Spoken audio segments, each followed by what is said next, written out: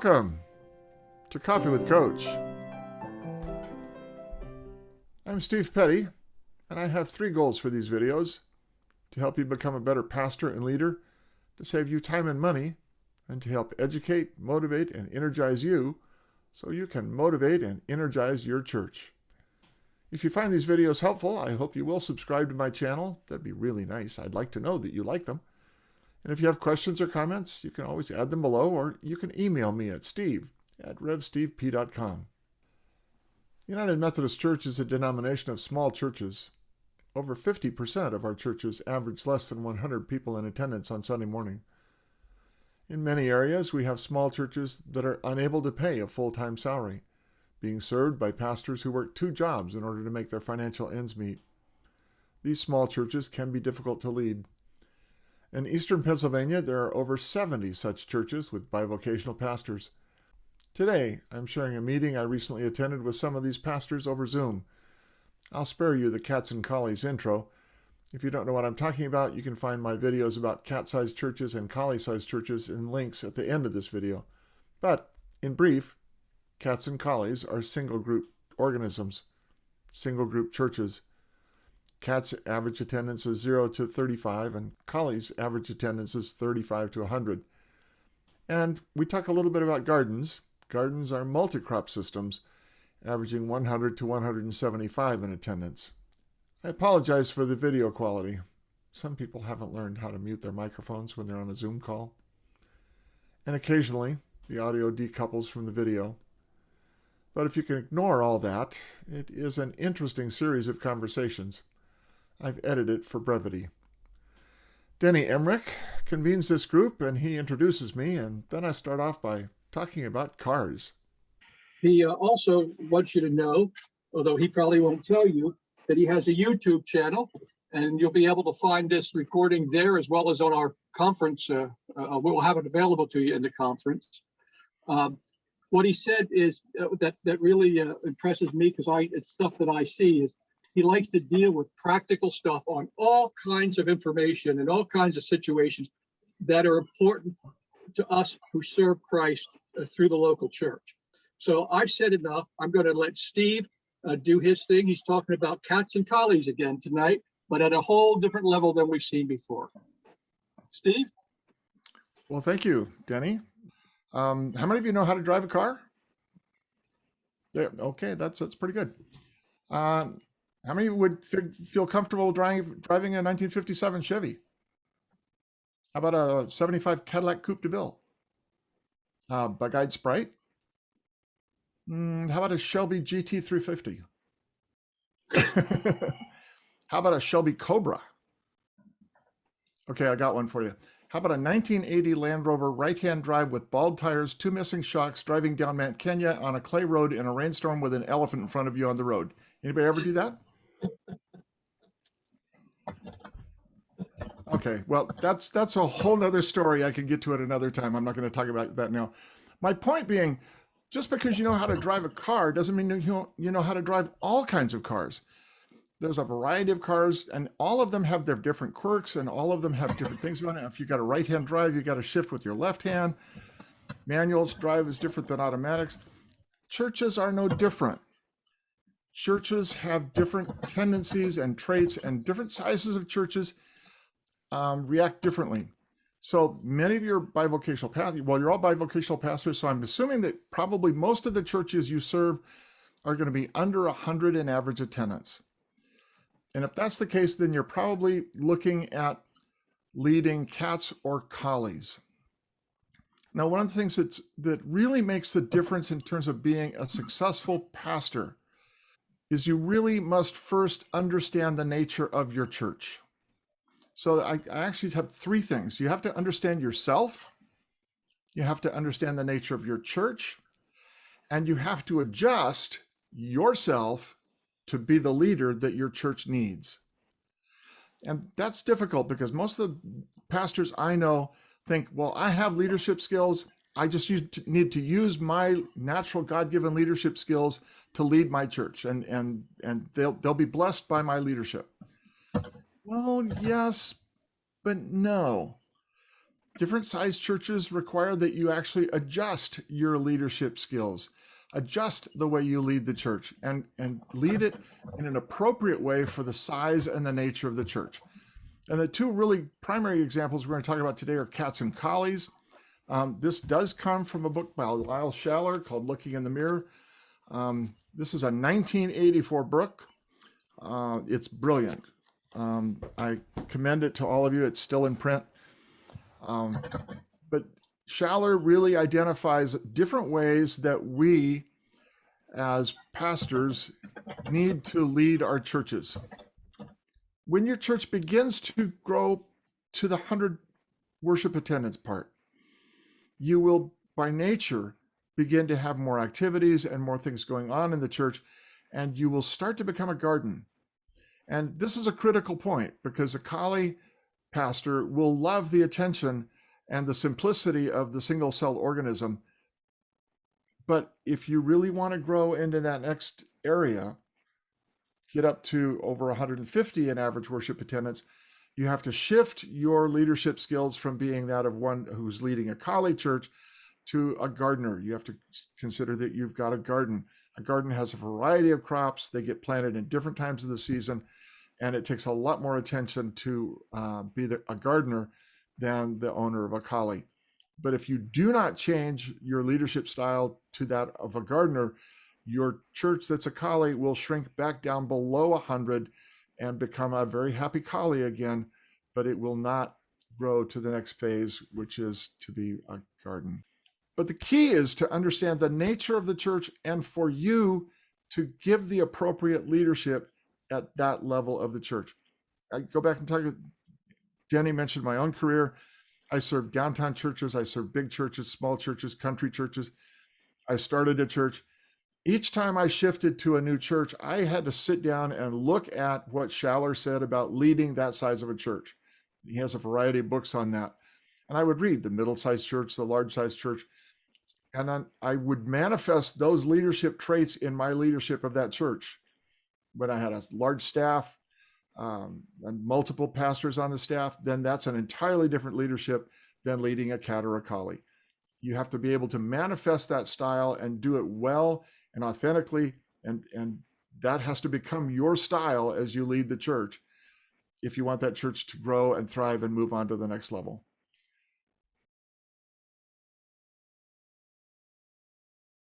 Okay. Yeah. So I just started an appointment in January, and this is a church that was a garden, and now because of pandemic, it's now a collie-sized church. But what I found is that they still think of themselves more like the garden. So how do you deal with those kinds of transitions? Instead of transitioning up, how do you transition down? How do you help the church work through some of those issues? Okay. First of all, pandemic has changed the dynamic of the nature of churches. Okay. So all of these things that we talked about with cats and collies, that, like I said, was published in 1984. It was applicable really up until today, only in a non-pandemic sense. So the nature of the pandemic has changed the way we operate church. So let me talk about that. Let me ask you a couple questions. What was the attendance before the pandemic? So that's before you came, but before you. Yeah. So I believe it was anywhere between 120 to 140 in 2 services on Sunday morning. In 2 services. Yeah. And it was a sole pastor. One single full-time pastor. Okay. And now that you're coming out of pandemic and you're worshiping in the sanctuary, what's the average attendance? I'd say we just hit 65, so I'd say about in the high 50s. It's been for the past several months, and I'm a part-time pastor, which is another component to that. Yeah, and how many people are watching online? They did not have online. I introduced it, so I have about 2 or 3 people right now who watch online. Ooh, okay, huge negative. Yeah, those churches that were able to pivot and go to online worship generally actually had their worship attendance increase over the pandemic time. Many of the churches that I consult with, you know, if they were at 140, they found out that within a few weeks of going online, they were at 200 or 220, you know. So first of all, just because you're at 65, I don't think means that your congregation is at 65. It means that the people who are willing to come on Sunday morning are 65. So I would assume the leadership of a garden rather than a collie, and I would go in with the expectation that this church, when it comes fully out of the pandemic, will go back to being a garden. And if it's not immediately, I would still manifest those traits. And here's why. If you're going to grow a church from one level to the next, it is best to manifest the leadership style of the larger church and grow the church into that style. If you manifest the leadership styles of the church that you're at or a smaller church, you will shrink the church to that size. A good example is, and I watched this happen countless times in my career. You would take a pastor who was mildly successful at 150 people in worship, and they had a really good ministry and they had a good church and they were very, very happy. The conference looks at that person and says, wow, they're doing really, really well. Let's move them up to a 300 and 400 member church. So they move this pastor up to a 300, 400 member church, but nowhere do they train that pastor how to manifest the leadership styles necessary for a 300 to 400 member church. So the pastor thinks, well, I know how to be a pastor. I've been very successful at 150 members. So what do? Well, I'll just go in and lead it like I led my last church.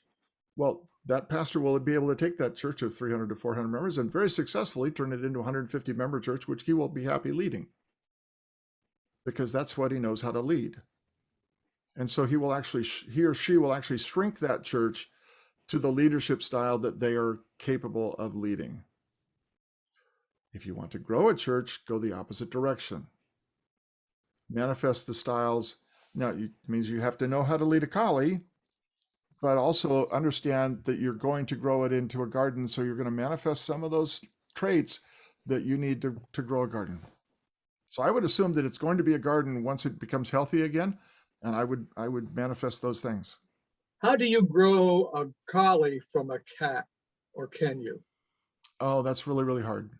The problem with growing a cat into a collie is that a cat is just extremely content. And because it has 9 lives, it has absolutely no incentive to grow. And because it's probably dominated by a single family or 2 families or 3 families that see themselves as a very contented unit.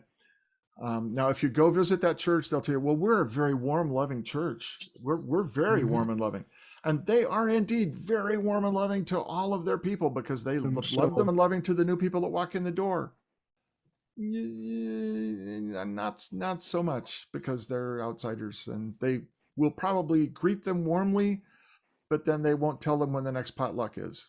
And so it's really, really tough to grow a cat into a collie. Like I said, the best way is to just manifest a terribly energetic style and welcome new people into the church faster than the cat can drive them away.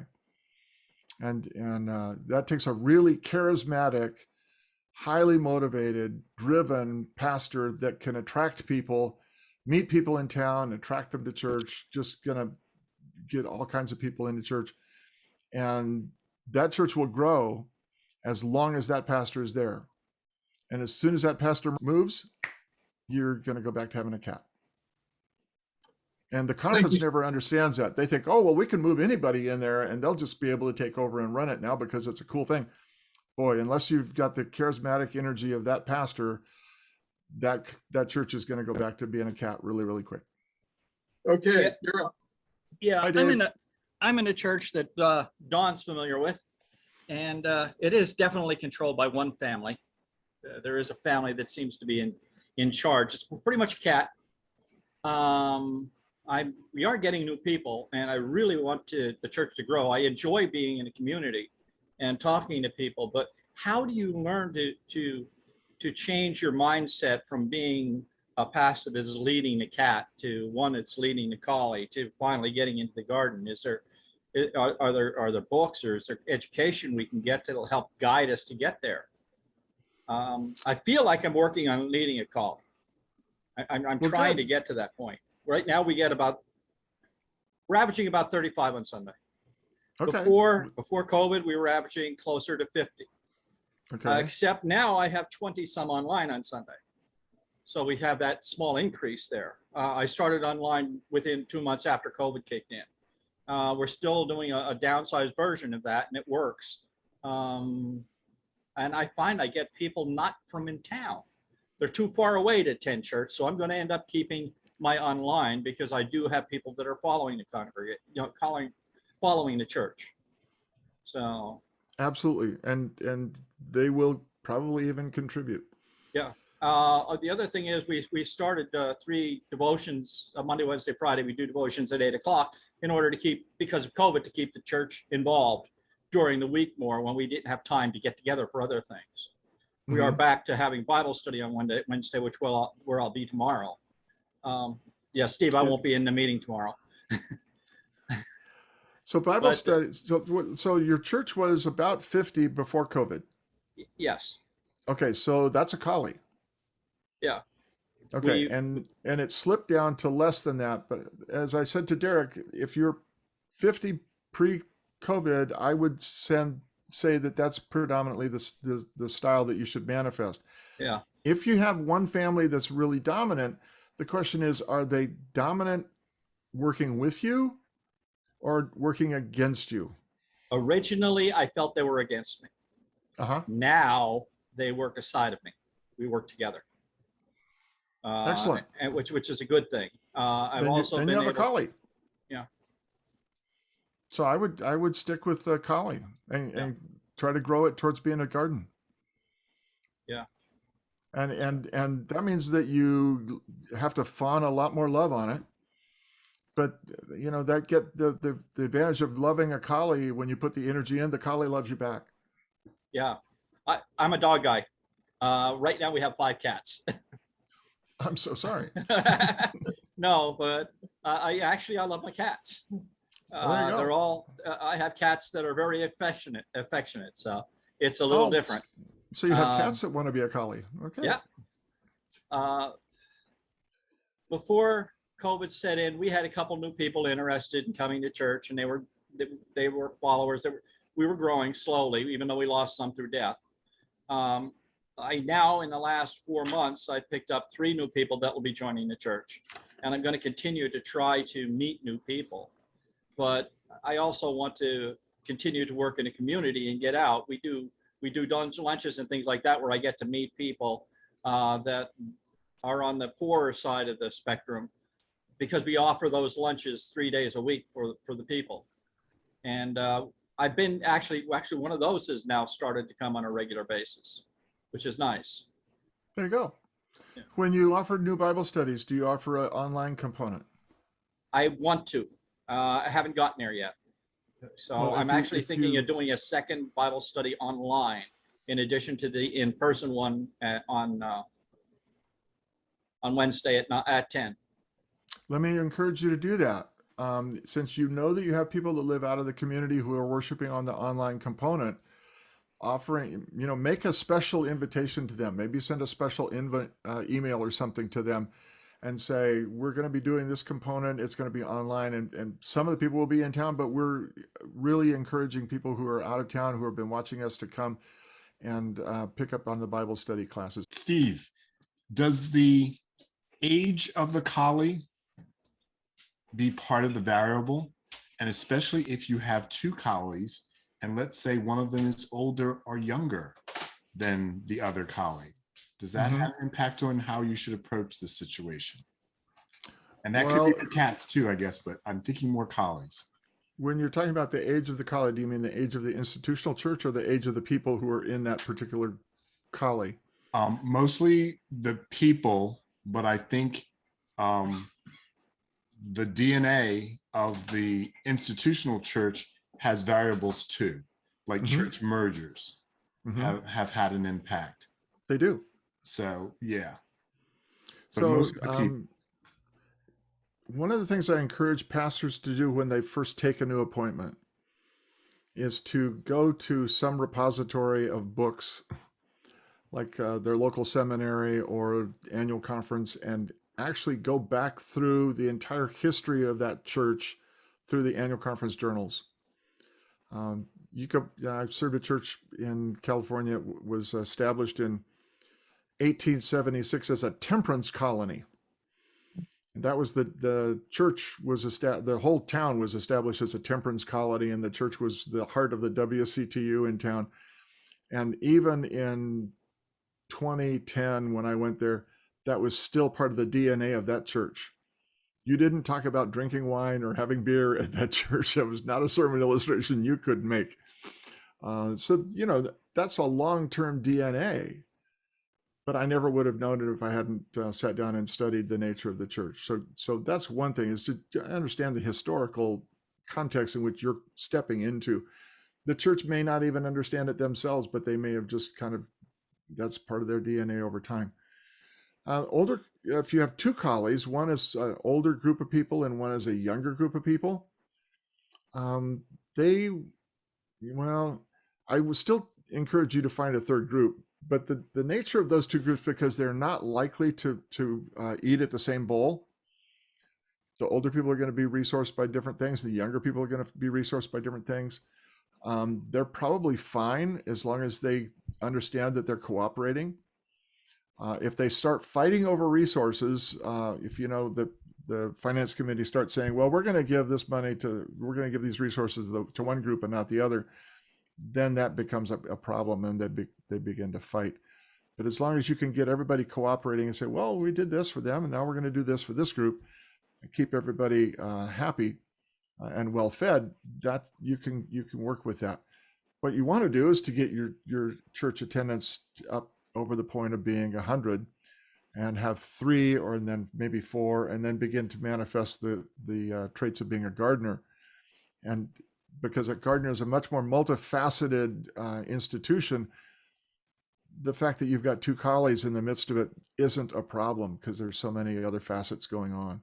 If you have a 2-collie church, so 2 groups, yeah, one is younger and contemporary, the other is older and traditional, what would a third group look like? Well, what group are you missing? You say younger, but is it like younger with elementary children, or younger with high school children, or just younger than not retired? Younger, I would say in the 50s. Okay. So how can you attract a population younger than that? So that would be the third group. Okay. Yeah. How do you begin to do ministry that approaches that group? What kind of programs could you put on for parents of really little children? If you've got a youth group, could they put together some date nights for parents who've got little children, and the youth group will do babysitting for the parents, and they can have a dinner and dancing in the social hall or something like that. We called that POLO, Parents of Little Ones. So we started that group as a group one time, and that quickly grew to about 15 couples. And they had a ball and became key leaders in that church, and many are still leading that church today. So, think about what group you'd want to get next, because your colleague groups tend to be, birds of a feather flock together. So they're going to find people that look and act like them, and that's going to be the group that they're happy with. Okay. Hi, good evening. I don't know this to be 100% true, Steve, but I probably am the only lay person on this group. I don't have a church. I don't pastor a church, but they work me to death in my church. I would say to you, because of my work life, I teach leadership development and training all the time. And I served 14 years on the Board of Ordained Ministry and chaired the probationers for at least 10 of those 14 years.